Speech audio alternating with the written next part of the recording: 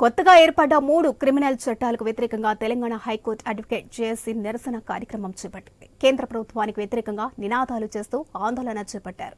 తక్షణమే 3 చట్టాలను వెనక్కి తీసుకోవాలని కేంద్ర ప్రభుత్వాన్ని కోరారు. ఇక ప్రతిపక్షాలను బయటకు పంపి చర్చ లేకుండా ఆమోదించిన చట్టాలు రద్దు చేయాలని డిమాండ్ చేశారు. ఇక ప్రమాదకరమైన టెక్నాలజీని సాక్షులుగా ఉపయోగించే చట్టాలు దేశానికి ప్రమాదకరమంటూ తెలిపారు. ఇక 90 రోజుల పాటు బెయిల్ రాకుండా కస్టడీలోనే ఉంచే చట్టాలు బలహీన ప్రజలకు శాపంగా మారుతాయని వారు ఆరోపించారు.